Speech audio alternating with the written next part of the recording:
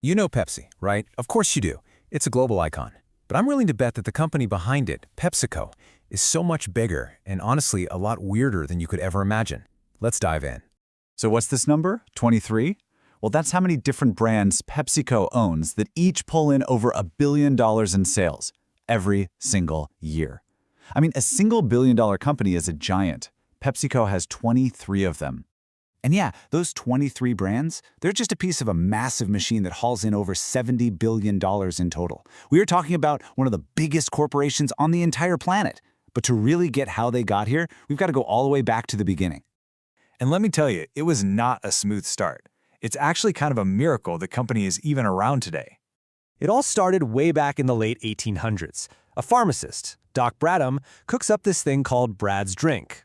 But then, right after World War I, sugar prices just go through the roof, and boom, the company goes bankrupt. The founder actually had to go back to being a pharmacist. So a second owner gives it a shot for almost 10 years, and he goes bankrupt too. It wasn't until the third owner, a guy named Charles Guth, came along in the 30s that things finally started to click. So how'd he do it? It was a brilliant marketing move, perfectly timed for the Great Depression. See, back then, Coke was selling a little 6-ounce bottle for a nickel. So Pepsi comes along and starts selling a 12-ounce bottle for the exact same price. Twice the soda for the same money. It was a no-brainer for people struggling to get by. And to really hammer this idea home, they created this jingle. And get this, it became the very first advertising jingle ever broadcast coast to coast on the radio. It was a smash hit, and it completely cemented Pepsi as the smart choice for your money. But the cola, that was just the beginning. Because the move that really changed everything, the one that created the powerhouse we know today, happened in 1965. This is the moment Pepsi-Cola merged with Frito-Lay. You know, the snack company. And that's when PepsiCo was born. The strategy was so simple, it was genius. What's better with a salty chip than a cold drink?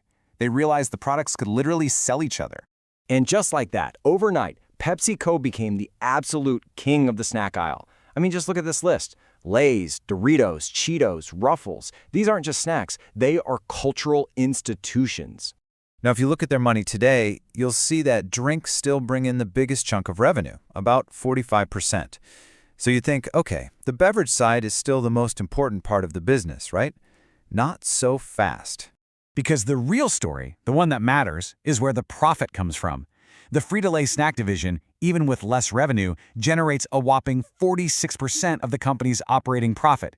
That's nearly double the profit of their entire global beverage business. So here's the big takeaway. PepsiCo is really a snack company that just happens to sell a whole lot of soda. But their empire didn't stop there. Oh no, it stretched into some places you would never, ever expect. Okay, so in 2001, they dropped a cool $14 billion to buy Quaker Oats. Now you're thinking, for the oatmeal? For Cap'n Crunch? And yeah, they got those, but that wasn't the real prize. The real prize was Gatorade. At the time, non-carbonated drinks were exploding, and with this one single purchase, PepsiCo's market share in that space shot past Coca-Cola's. It was a huge power play. So now they have you covered for drinks, snacks, and breakfast. But for a while, they got really ambitious and decided they wanted to sell you dinner too. And they went on an absolute shopping spree. In '77, they bought Pizza Hut. A year later, Taco Bell. Then in '86, they scooped up KFC. At one point, PepsiCo literally owned 3 of the 10 biggest fast food chains in America. But, you know, there was a fatal flaw in this plan. Think about it. If you're Burger King or Domino's, why on earth would you sell Pepsi products? All that money would just go to the parent company of your biggest rivals, KFC and Pizza Hut. It created this huge conflict of interest, so eventually in 1997, they just spun off the whole restaurant division. Owning KFC and Taco Bell is pretty wild for a soda company, right? Well, believe it or not, that's not even the weirdest thing they've ever owned. You gotta hear this. For a time in the 1970s, PepsiCo decided to get out of the food business entirely. They bought Wilson's Sporting Goods. Yeah, which means the same company making Mountain Dew and Doritos was also making the official basketballs for the NBA and the official footballs for the NFL. They even own a moving company called North American Van Lines. Eventually, they sold off all those odd businesses to get back to basics. And that brings us to the food and beverage giant that we see all around us today. So now when you think of PepsiCo, you have to think so much bigger than just Pepsi. Think Mountain Dew, Gatorade, Tropicana, Aquafina water. Even the bottled Starbucks coffees and Lipton iced teas you see in the store. Yeah, they handle those through partnerships. And they own Rockstar Energy. It's just a massive, sprawling portfolio.